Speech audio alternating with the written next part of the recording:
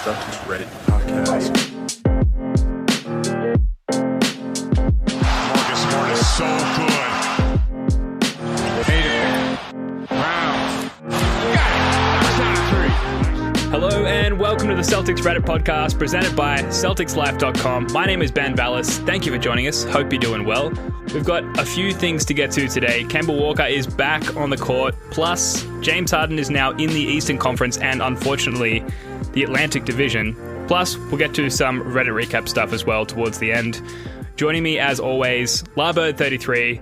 How you doing after that beatdown by the Knicks today, my friend? I mean, that was pretty bad, right? Who's listening to this podcast right now? There's some serious diehards, I guess, if they're listening to a podcast after a 30-point blowout, but yeah.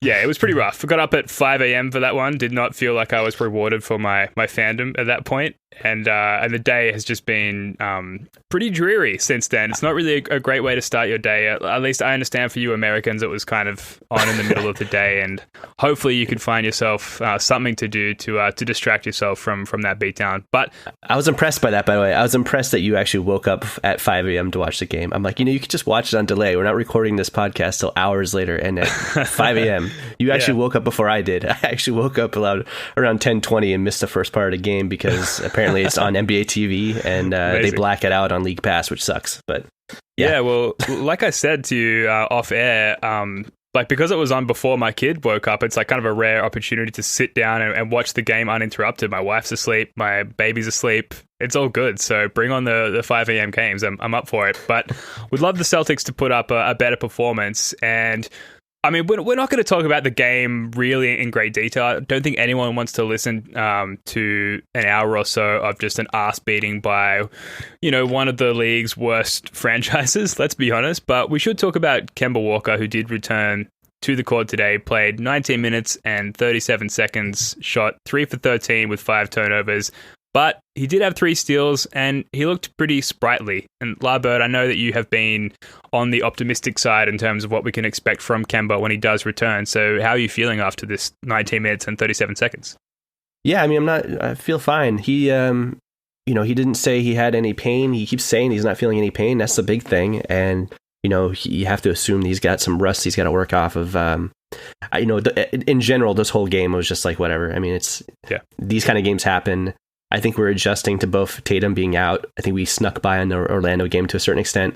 And then we're adjusting to Kemba coming back, which has adjusted some things on our rotation with like Pritchard getting 14 minutes or 17 minutes in this game. And, there were some certain things that kind of we had to adjust to. Just the game in the beginning, just everything went poorly. But, Kemba's cold, not a big deal. It's just good to see him back out there. I'm sure those shots will eventually start going down. Yeah, I mean, he did look very sprightly and fast and bouncy, I think is the term that I saw thrown around a lot. He looked very, very bouncy, and he was able to get to his spots quite easily. I think I'd have to go back and watch the game tape from the playoffs, but he did look fresher than that. And, he was coming into the bubble after quite a significant break as well. So they are sort of comparable situations, and clearly this stem cell therapy that's hopefully added some padding back to his knee there is working. But look, it's only one game, but it's the biggest Kemba sample size we've had in quite some time. So we're here to overreact to it.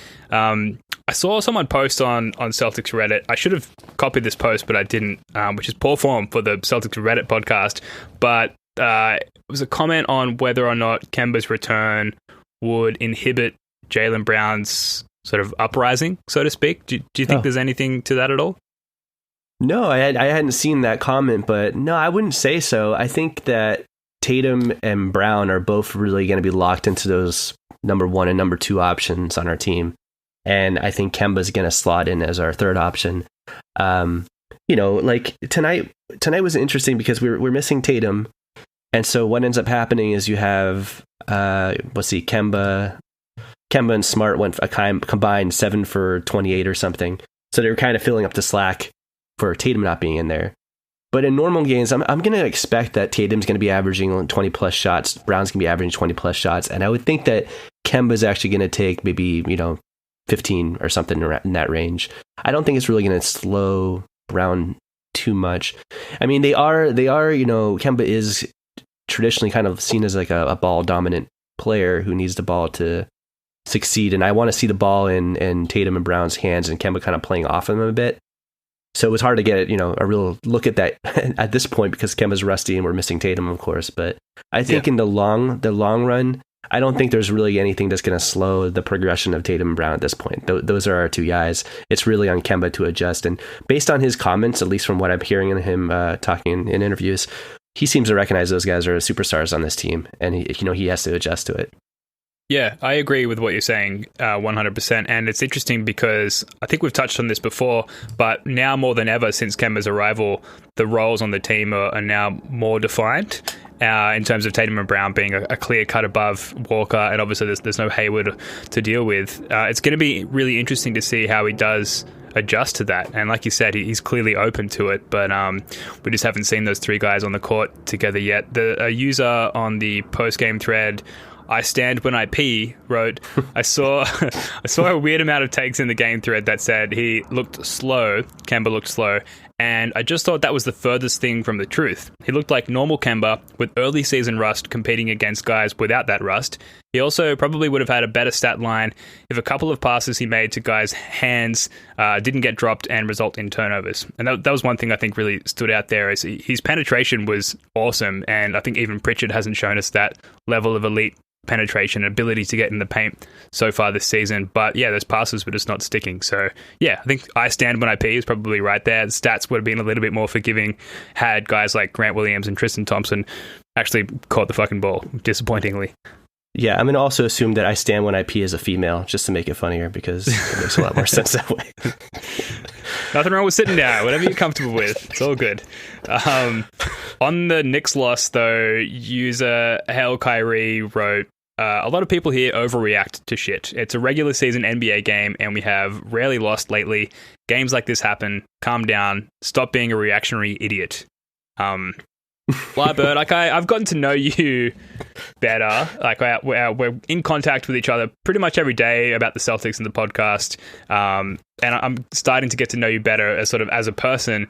And in the past, when we've had disappointing outcomes with the Celtics, you kind of go offline a little bit, and I sort of take that to think, okay, like, he's upset about what happened with the Celtics. Did you have that today? I was kind of busy. I didn't have a chance to really reach out to you, but did you have a similar reaction to today's loss, or did you just kind of brush it off like this guy did?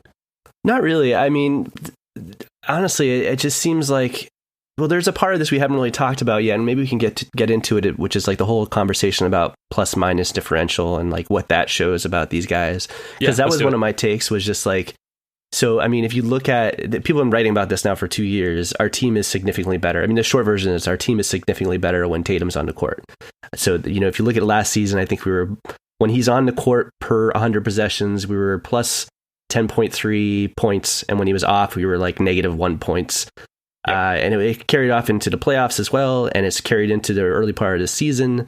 Against Orlando, it didn't seem to make a difference. We kicked the crap out of that team. Of course, Orlando right now is dealing with all sorts of stuff. I mean, they have been, more or less blown out 5 games in a row since Fultz went down with the injury. And not that Fultz is a amazing player, but he seemed to have made a big difference there. They're also, lacking Fournier.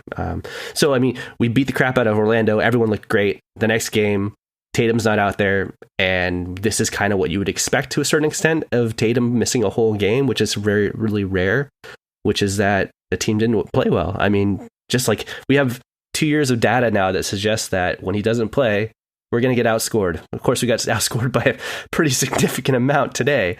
But I mean, that was kind of my main takeaway is, listen, assuming Tatum comes back and he's 100% after this COVID thing, he'll be out there. Not really worried about us getting blown out in a game he misses, because I'm kind of accepting at this point, maybe more so than a lot of fans, that he's our franchise player. He's the superstar of this team. He's the, the straw that stirs the drink. Everyone else plays off of what Tatum does. He's the one that commands the most defensive attention. And when he's not out there, shit's going to be a little awkward. So I don't really care too much about us getting blown out. And then there's all the other things with Kemba only playing 20 minutes, him being rusty, the team adjusting to that. So, I mean, I didn't really care too much about it. If I went offline, it's probably because I was just watching movies or something and just kind of taking my mind off of it. I'm glad to hear it. Yeah, it's a much better outcome. Yeah, it's interesting what you say, and like those numbers clearly don't lie. But like for me, and I think a lot of people feel this way, my expectation of the team is without without Tatum, you've got Kemba on the court, albeit in limited minutes in first game back after a long time. You've got Jalen, you've got Marcus Smart, you've got almost a full big rotation with the exception of Time Lord. My expectation would be that team could still go out and beat a team like the Knicks, which is what I think made today so disappointing. And I agree. Obviously, Tatum is our best player. We have him on the court. We can expect to succeed a lot more. But I was disappointed in the team today. I thought they'd get it done. And I thought, regardless of Tatum's presence or absence, they just came out and played like shit. And that's why we're not talking about the game too much, really, as a whole, because they just didn't have it. And the Knicks beat us to every loose ball. They won every 50-50 battle. They just played harder. I know these are all cliches, but they met all of those cliches and they won as a result. So yes, I agree on the Tatum side of things, but I don't necessarily think that, like, if Tatum was there today and they still played like that with such little fire and vigor, I think that they still would have lost today. So yeah, I was having a conversation back and forth on Reddit with a couple users. One was Keevsnick, Keevsnick, and the other one was Jaka92. And they were both saying, it wouldn't have mattered if Tatum was out there. We still would have been blown out. And my joke was that, now you're playing with the space-time continuum. I mean, we don't know what would happen. If you put Tatum out there, it's like the butterfly effect. The whole game would have been completely different, I heard Scal at one point in the game talking about the lack of spacing. And that's like a really simple thing that you can look at as an example of how things would have been different when Tatum out there. Tatum commands defensive attention. If he's out there, then everything else is open for other players. It just opens it up for everyone. So yeah, I mean, that's not something that I think this whole game would have been completely different with Tatum out there. And a couple other things I just want to really quickly bring up about the plus minus stuff. Take it with a grain of salt because it really depends on who they're sharing the court with. But I mean, this is something I've seen people bring up as well. If you look at last season, surprisingly, Kemba and Jalen both had a negative plus minus differential last season. It's kind of weird. I mean, you wouldn't expect that. They were two of our obvious best players, but at least based on plus minus, we were somehow better with them off the court, which doesn't make any damn sense. The second on the team was actually probably Gordon Hayward. I think he was +4 or something per 100 possessions, and we're missing Hayward as well in this game. So, and then you can look at, I think you had a thing in our run sheet where you're mentioning, you can look at, a Reddit user brought this up, there's all sorts of different differentials based on who they share the court with. So you can look at Tatum plus Brown and, Tatum plus Kemba and kind of look at it in that way. But just in general, I mean, if you're missing your top player, things are going to be a little weird. And that was kind of what I took from this game for the most part. Yeah, it was definitely a little weird. And yeah, I mean, I think you could argue both sides as to whether or not Tatum would have made a difference today. But we saw footage of him recently yelling at the bench mob. I can't remember what game it was. It might have been against the Pacers, where Tatum and Brown had to come back in the game to finish it up, or it might have been the Wizards. And we did see Tatum with that intensity on the bench, yelling at the guys for letting the game slip away. So who knows? Maybe he is taking on some of that role of the spark plug, or the Marcus Smart rally the troops mentality. And so maybe we're missing a lot more than just his on the court skill set there.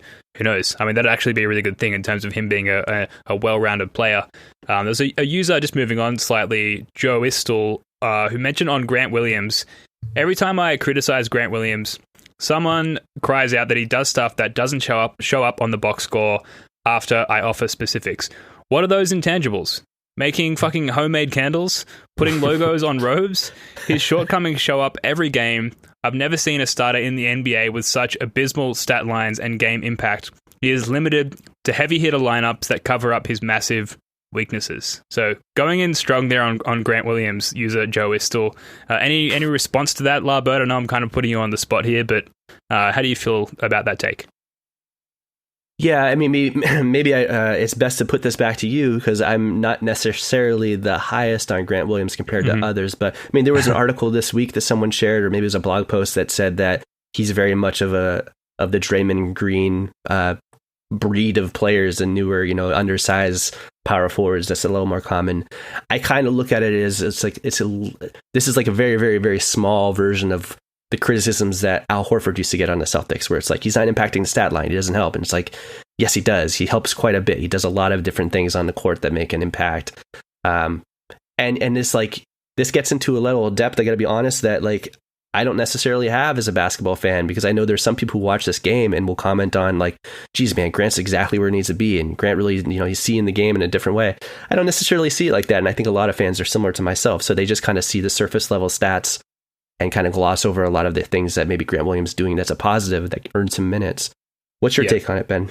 My take is that he's highly switchable, and if you are highly switchable and you play for Brad Stevens, there's always going to be a place in the rotation for you. And if you're not switchable, you have to be incredibly good at other aspects of the game, like Kemba Walker, to get significant playing time. So Grant Williams, he can defend almost every position, he doesn't often get blown by. If he does, his recovery is very good.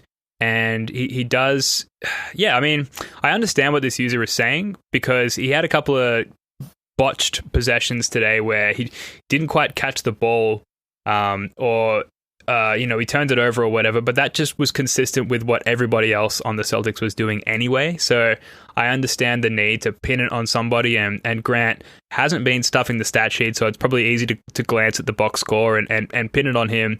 But he does fulfill a lot of those intangibles that coaches love. He is an incredible defender, and he had shown in the playoffs last year that he can do that in high-stakes moments. So I think that there's a lot of time and space left for Grant Williams on the Celtics, and hopefully, the more noticeable things like his three-point shooting and his ability to catch and finish and things like that, come through. It's only his second year in the league, so, I don't think that we should have too lofty expectations for him yet, but I think there's some very, very promising signs there. So I'm still all in on Grant Williams. Yeah, not to keep coming back to it, because again, like I said, take it with a grain of salt, but Grant is one of those guys on the team that does end up having one of those positive plus-minus differentials last season and this season, where for whatever reason, his joining the team on the court seems to be a positive as opposed to when he's off the court. So, there must be stuff there that maybe we're just not seeing totally on a stat sheet that's not readily apparent. Yeah, absolutely. Look, a couple of points to get to, and then we're going to move on to the Harden trade. User Horseshoe Overlook made a post, which I highly recommend checking out because it's a lot more in-depth than what I'm going to go into now. The Celtics' loss against the Knicks was the 7th worst shooting game in the last 50 years. Which is insane. I think that's for the Celtics, by the way, but that's still terrible. And fellow Aussies, if you got up at 5 a.m. to watch the 7th worst shooting game in the last 50 years, then I apologize on behalf of the Celtics. Not that I have the right to do so. 2 points on Kemba Walker very quickly. A tweet by Tom Westerholm. Kemba was quoted as saying, "I'm making the moves I normally make, and I don't feel anything, and it's a joy. I'm excited." And then a follow-up quote from Kemba Walker, this time captured by Chris Grenham. Kemba Walker on Jaylen Brown. "He's killing it. I don't want him to think that just because I'm back that he can't keep killing it, because he can." So very excited to see, as we touched on earlier, what that three-man dynamic ends up looking like between Tatum, Brown, and Walker. Anything else you want to add there, Larbird, before we move on to the Harden trade? Yeah, I just want to shout out real quickly, user Mr. Mojo Rising CG. And it's kind of similar to what you were just talking about with Kemba mentioning he's not feeling any pain. I had made a comment in a comment somewhere that I guess the concern that I have and a lot of fans have is, sure, he might not feel any pain right now, but isn't the concern that he's, potentially bone on bone in that knee and that he's going to feel pain later? And so Mr. Mojo Rising CG's comment was, well, the bone-to-bone issue is a lack of collagen in his knee. He was out because he had a stem cell knee injection. The procedure is more complicated than how I'm going to put it, but generally stem cells take the properties of the cells around them and replicate it. So his knee issue, assuming it took well, should be fairly relieved, actually. His problem isn't necessarily soreness, but rather major chronic damage to his knee from overuse. Assuming this procedure worked as planned, he should actually have a genuine recovery. And, I'm not a doctor. I know how to Google certain things, but I'm not a doctor. I don't know if Mr. Mojo Rising is either, but at least it makes me feel a little better. Maybe what he's saying has some validity to it. Maybe, Kemba's stem cells is actually going to help him. Maybe he's going to be back to normal to a certain extent now. I mean, it's hopeful. Yeah, mods, if you're listening, Lead Speak, you guys should sticky that comment to the top of the subreddit, because a lot of people, I think, need to read that on a daily basis to remind themselves that it's not all over with Kemba Walker. I mean, yeah, that sounds very promising. As a person with terrible knees, I wish that I had access to that kind of treatment. That's my takeaway from that. That's kind of unfair, but I'm glad that Kemba's subject to that level of treatment and quality care. Hopefully it it demonstrates itself on the court. Now, James Harden was traded to the Brooklyn Nets by the Houston Rockets. We know the details. I'll just go over them again very quickly. So this is a tweet from Woj. Brooklyn's acquiring James Harden in a 3-way deal with Cleveland, Karis LeVert, Dante Exum, Rodion Kurucs, 4 first-round picks, including the Cavs' 2022 first via the Bucks, and 4 Nets pick swaps to the Rockets. Jarrett Allen, Taurean Prince to the Cavs. It's just an insane blockbuster deal. Stepping out of Celtics fandom, grabbing the popcorn. It was a fun day of just like watching everything that sort of came out of that and how quickly it moved after that James Harden press conference. Laba, take us through it, from your mindset as a Celtics fan, how this felt and how you've come to accept this new reality. Yeah, so we recorded our podcast, our therapy session that morning because we were, there's some negative stuff going on with the team. We had some games that were canceled. And part of that whole podcast was mainly poking fun at Brooklyn to make ourselves feel better. And then like an hour later, they landed James Harden. So precisely. Yeah, let's get the maybe from our standpoint, the positive stuff. Let's cover that first. So the positive stuff is that obviously Kyrie is still a concern for them. He hasn't come back officially into playing games yet. Apparently he's back with the team, but you never know with him. He's a wild card. So that's a positive. We don't. Maybe Kyrie will retire. That'd be nice. The other positive is that James Harden doesn't seem like he's really in 100% shape. The other positive is that potentially those 3 guys struggle sharing the ball. There's one basketball. You always hear that. There's one basketball. You have 3 ball dominant players. Barkley's been making jokes about how it's the dribble brothers. I think they're calling them instead of the Splash brothers. So that could be a concern for them and a positive for us. The other positive is how are they going to look defensively?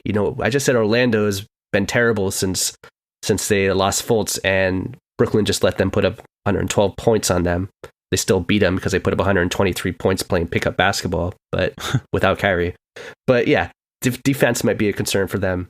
So all those things are a concern for them. But all that said, I'm a little terrified. If you look at the history of teams. And I wrote an article on Celtics Life about this, which was essentially saying that there's a history of us downplaying super teams. Anytime a super team's formed, all the fans are quick to say, there's one basketball. How are they going to coexist? They even said it when the big 3 in Boston formed. They're like, how is Ray Allen, Paul Pierce, and KG going to coexist? They're all superstars that all want the ball. Didn't make a difference. They won a championship their first year. They dominated. They said it when they said it when LeBron and Wade paired together. And although they had some hiccups, they still went to the finals 4 years in a row. They said it when LeBron went to the Cavs. They're like, how is he and Kyrie going to coexist? They weren't a good team. You can't just add LeBron. Well, they went to the finals every year after that. They said it when Durant joined the Warriors. Like, well, that might be a problem for them.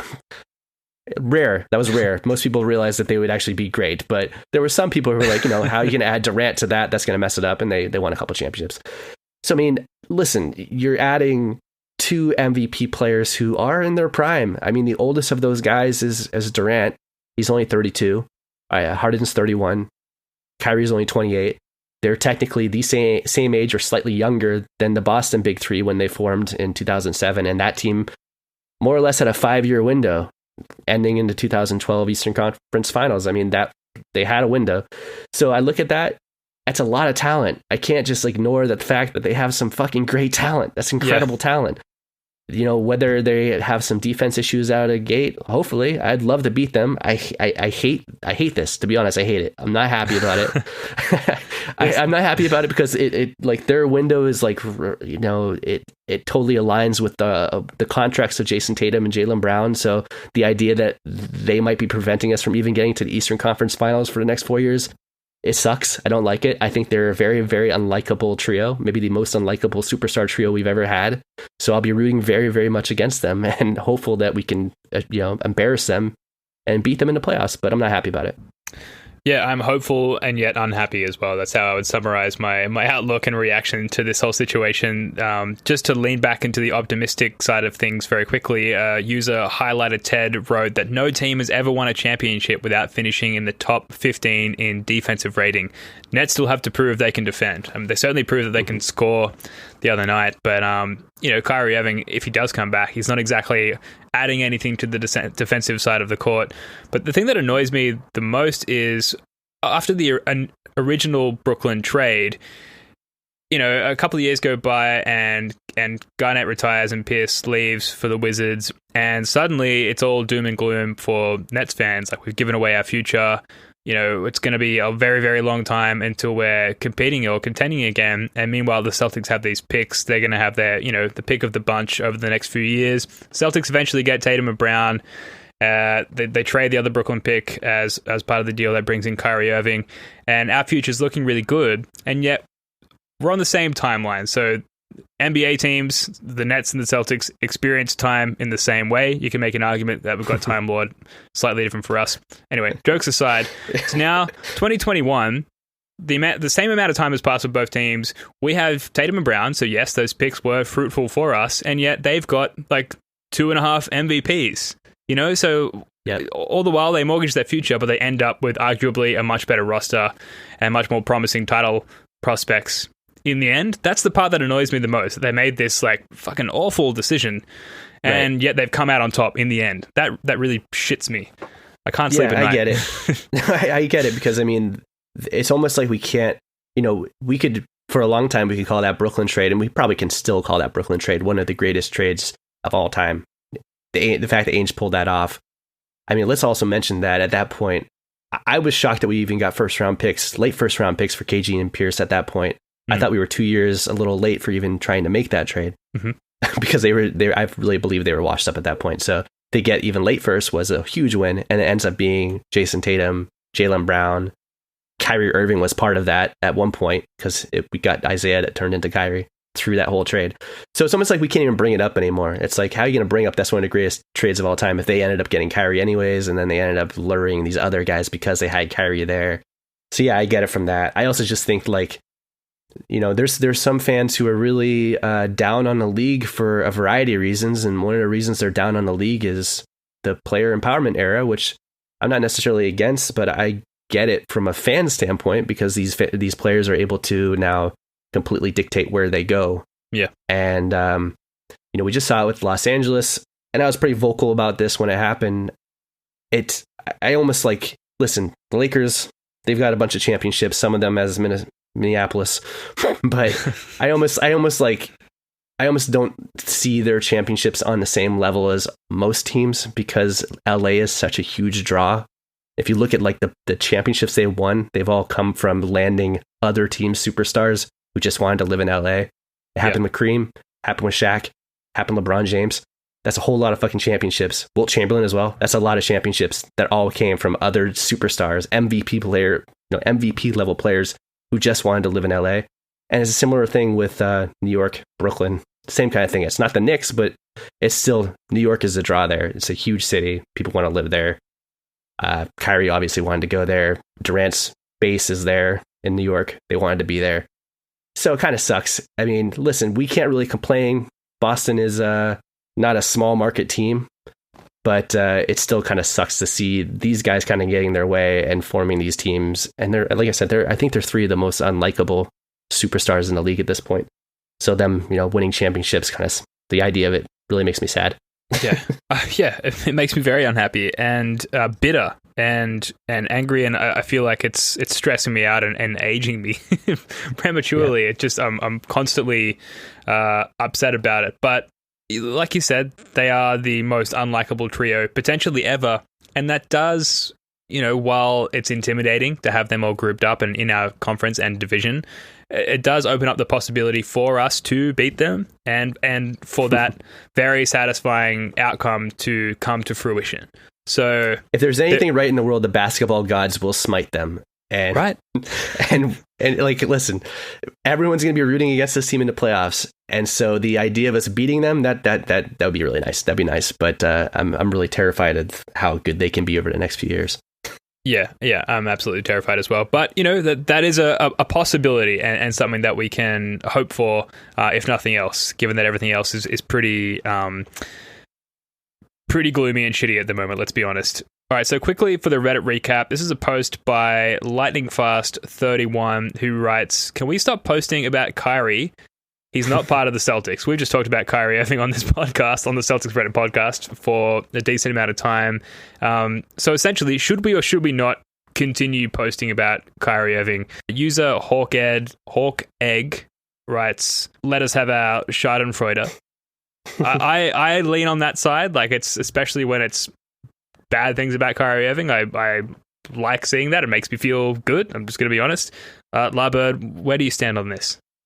Well, first of all, shout out to Hawk Egg. That guy has a library of quotes that he's kept of mine that he says proves I hate Jaylen Brown. And I've gone back and forth with this guy. He won't let me, listen, I've said some things in the past that maybe it seems like I didn't support Jaylen to the extent that I should have. So we've all been there. Thanks for keeping me honest, Hawk Egg. He's keeping me honest. But that's great.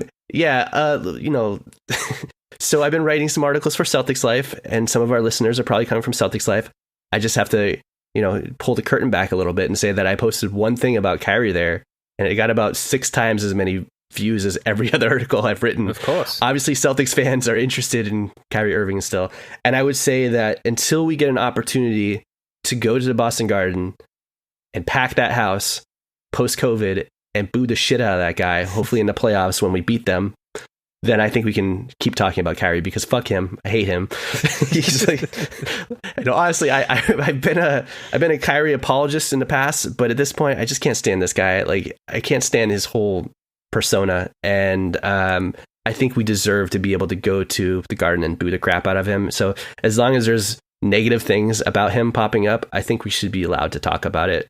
I see nothing wrong with it. It's the closure that every fan needs, right? We need that cleansing boo fest at TD Garden with Kyrie Irving there. And, like, we know he feels it, right? Like, he burned sage around an empty TD Garden for bad juju. If it was full of fans, there's not enough sage in the world to remove that bad juju. So, the more we try to sweep this under the rug, the more he'll just be able to come back and it'll be like any other game. And I just want this heat to remain, because he should be, like we just said, I think Brooklyn's one of the least likable trios of all time. But in particular, Boston's reaction to Kyrie should be very, very, very negative. I mean, the guy did tell us that he was probably going to come back and then left and formed a super team with Durant and Harden. I think we deserve to be able to boo the crap out of him. So I think, fuck that guy. if we don't talk about him, then maybe enough time will pass that by the time we actually see him, everyone, water under bridge. No, it shouldn't be water under bridge. Let's keep talking about him. Let's keep making fun of him.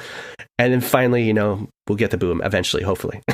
Absolutely. I agree with you. And yeah, so shout out to Hawk Egg. I agree with the Schadenfreude, but user Lord Exor agrees with OP. They're right. I agree. I think this is on the mods to delete Kyrie threads. If the mods start removing non-Celtics related threads, this would stop organically. If people want to talk about Kyrie, they can go to the Brooklyn or NBA subreddits. Interesting. Pretty divisive subject, and you do get a lot of those comments anytime someone like that is posted. I guess it comes down to like how you deal with breakups, right? And sometimes even after a bad breakup, people are pretty disciplined and like, well, I'm never going to talk or think about that person ever again. And so I think that's kind of where Lord Exor is coming from. It's just like healthy to move on completely and just like put those emotions in a box, put them up in the attic, like where I'm sitting right now recording this podcast, and just move on. But listen, I don't know how your breakups went, but with mine, I feel like it's totally okay to obsess over them until you get a chance to boo them with a bunch of other fans. That's right. Yeah, as is tradition, of course. Yeah. So look, it all comes down to what's therapeutic and what gives you closure and what allows you to exercise those demons. But look, Labo, we're pretty close to wrapping this one up. Kemba Walker returned today. We got smashed by the Knicks. We've reacted to the Harden trade, and we've talked about the eligibility for Kyrie content on Celtics Reddit. Is there anything that you want to add before we wrap this one up? I think that's about everything. I would say that one thing I'm keeping an eye on, and I think a lot of fans are keeping an eye on, is Peyton Pritchard. And tonight, he had less minutes than he's had as of recent because we have both Kemba back and also Teague. So that's something I'm keeping an eye on because I didn't get a chance to mention this. Again, talking about the plus minus thing, it's been kind of a theme of the whole thing, but Pritchard's plus minus has been very, very good. He's actually been impacting winning quite a bit. And it happened again tonight where we got blown out, and the one that had the least negative plus minus was Pritchard. Yeah. So I kind of that's something I'm keeping an eye on. Want to see him get a lot of minutes. as we, get a little further into the season, if he's losing minutes because of Teague, I feel like that's going to get more and more attention from fans. They're going to start getting a little bit annoyed at that. And that's not even to say Teague's played poorly, but I think that's going to be something that's going to be on the mind of a lot of people. Yeah, I also thought Pritchard saw some more legit NBA defense and blitzes today that he hadn't seen before. True. It was kind of like a tip of the hat, right, from the opposition to Pritchard, just to say, okay, like, we know you're legit. While you're the only guard on the floor, while you're the primary ball handler, like, we're going to blitz you as soon as you come over halfway there. So I thought that was, almost a compliment towards him, and it did kind of ruffle his feathers a little bit. Like, he didn't have the sort of performance that we're used to seeing from him, but he also didn't completely shit the bed. So I think that's he only promising. took 3 shots, right? So, I mean, he took 3 shots in that game, in a game where Smart had 15. Yeah. And, like I said, Kemba and Smart combined for 2 for 28. 7 for 28, while Pritchard only took 3 shots. So that's something I'll be keeping an eye on. Yep. Yeah, it felt like 2 for 28. All right, that's going to do it for this one. We'll be back in a week or so. Celtics have the Sixers coming up on Wednesday. That will be 12 days since Jason Tatum's positive COVID test. La Bird, is there any word, as far as you are aware, as to whether Tatum will be available to play against Philly? I haven't seen much about it. I'm hopeful. That'd be great. Because otherwise, I think Philly's going to be a tough beat. But I guess they're dealing with some COVID issues as well. So who knows? Maybe we'll have a a couple COVID games. Yeah, and apparently they'll be limited. Apparently Ben Simmons was told that he was about to be traded as well. So who knows what kind of ripples that creates in the locker room there. It should be interesting. Right. More on that next week. In the meantime, thank you for tuning in. Go Celtics. Peace.